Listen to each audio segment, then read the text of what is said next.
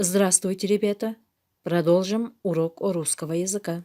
Тема урока – сложноподчиненное предложение. Цели урока – познакомитесь со строением сложноподчиненного предложения, его основными признаками. Сформируйте умение находить главное и придаточное предложение. Сформируйте умение расставлять знаки препинания в сложноподчиненных предложениях. Бүгінгі сабақтың мақсаты бағыныңқы татаал сөйлем бойынша маалымат аласыңар. Бағыныңқы татаал сөйлемдегі баш жана бағыныңқы бөлігін ажыратуу менен тыныш белгилерин кое билесиңер. Ребята, сначала давайте вспомним, какие два основных типа связи между словами в предложении вы знаете. Как называется сложное предложение, в котором простые предложения соединены сочинительными союзами. Словосочетание – это соединение двух или более самостоятельных слов, связанных между собой по смыслу и грамматически. По строению и значению словосочетания делится на сочинительные и подчинительные.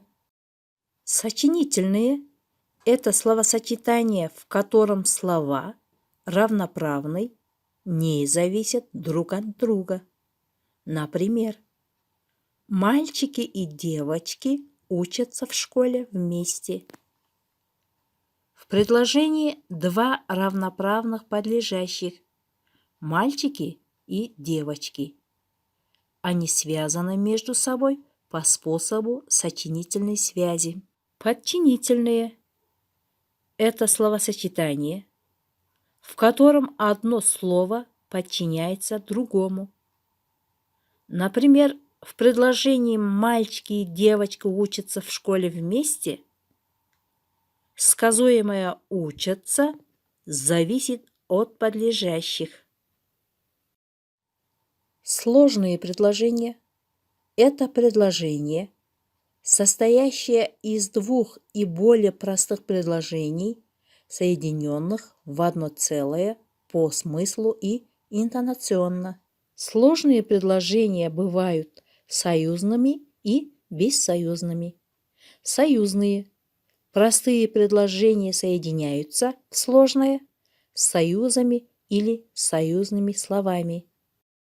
Ребята, буквально на прошлом уроке мы ознакомились с сложно сочиненными предложениями.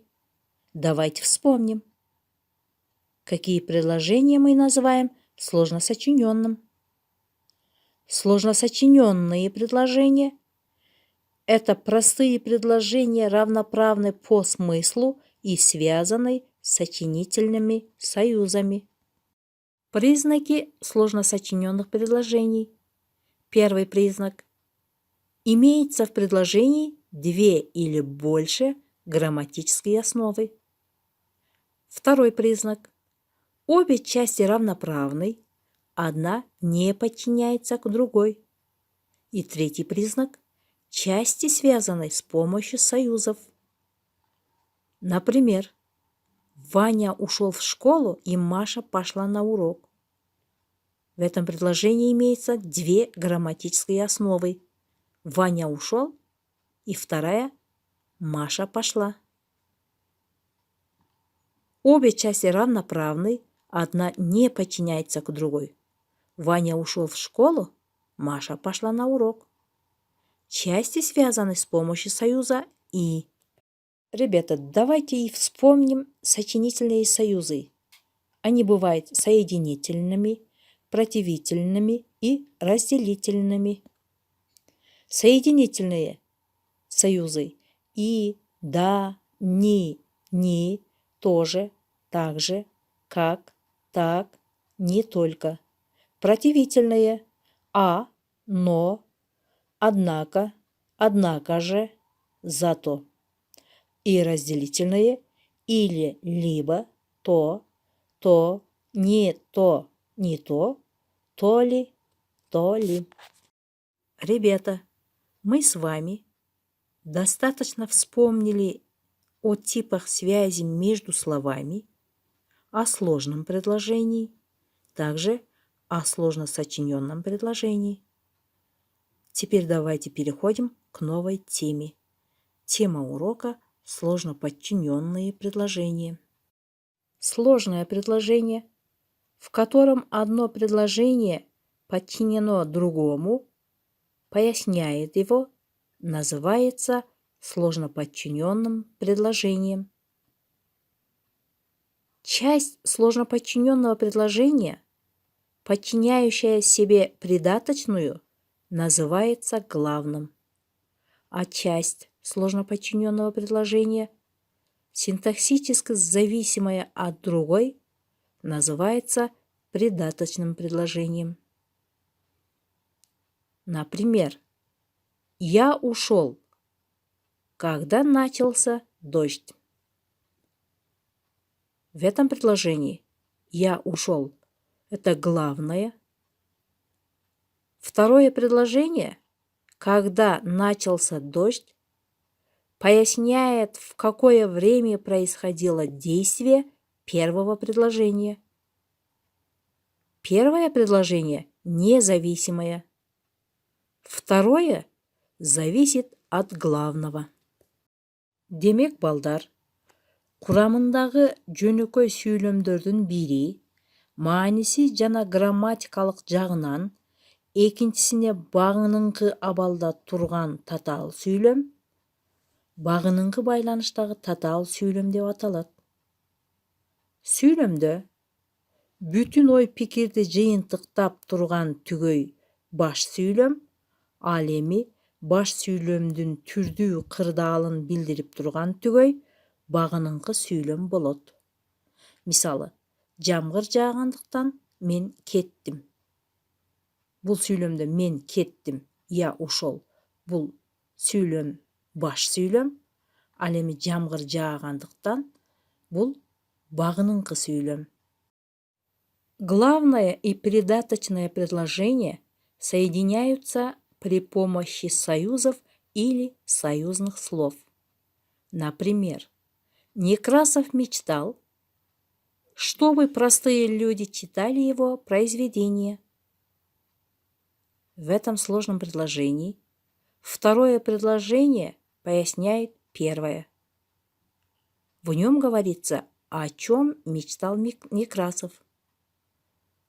Оно отвечает на вопрос «о чем» и относится к сказуемому первого предложения. Здесь главное предложение «Некрасов мечтал», а придаточное предложение «чтобы простые люди читали его произведения». Главное и придаточное предложение связывается при помощи союза «чтобы». Багыныңкы байланыштагы татаал сүйлөмдө баш жана багыныңкы сүйлөм байламта же байламта сөздөр аркылуу байланышат. Өзүңөр көргөндөй, балдар. Мисал катары жазган сүйлөмдө мен баш сүйлөмдү фиолетовый түстө, ал эми багыныңкы сүйлөмдү көк түстө. Ал эми байламтаны кызыл түстө белгилеп койдум. Мында экинчи сүйлөм простые люди читали его произведения. Биринчи сүйлөмгө Некрасов мечтал деген түшүндүрмө берип, тагыраагы Некрасов эмне жөнүндө кыялданганын тактап турат. Эки сүйлөм «чтобы» деген байламта менен байланышып турат. Простые предложения, составляющие сложноподчиненное предложение, разделяются на письме запятыми. Например, бойцы вспоминают минувшие дни и битвы, где вместе рубились они. Как вы видите, ребята, мы ставили запятую между предложениями. Если придаточное предложение находится внутри главного, оно выделяется запятыми с обоих сторон. Например, тулуп, из которого я успел вырасти, был немножко для него узок. В этом предложении придаточное предложение, из которого я успел вырасти, находится в середине главного предложения. Поэтому мы вставили запятые с обоих сторон. Бағыныңқы байланыштағы татаал сүйлөмдүн курамындагы жөнөкөй сүйлөмдөр жазууда үтүр менен ажыратылып жазылат. Эгерде багыныңкы сүйлөм баш сүйлөмдүн ортосунда келсе, анда анын эки тарабына тең үтүр коюлат. Ребята, для закрепления знаний о сложно подчиненном предложении, которые только что получили, выполним 293-ю упражнение. Составьте сложноподчиненное предложение из приведенных групп слов. Придаточные предложения подчеркните, расставьте запятые. Ребята, закончили упражнение? Молодцы! Теперь ставьте видеоурок в паузу, перепроверьте свои работы и оцените самих себя. Главные предложения я написала фиолетовым цветом, придаточные голубым, а союзы красным. Балдар, сөздөрдүн тобунан багыныңкы байланыштагы татаал сүйлөмдү түзгөн болсоңор, видео сабакты тынымга коюп, өз ишиңерди текшергиле. Андан кийин өзүңөр баалагыла. Мен баш сүйлөмдөрдү кырмызы түстө, багыныңкы сүйлөмдөрдү көк түстө. Домашнее задание. Сложноподчиненное предложение. Параграф 50.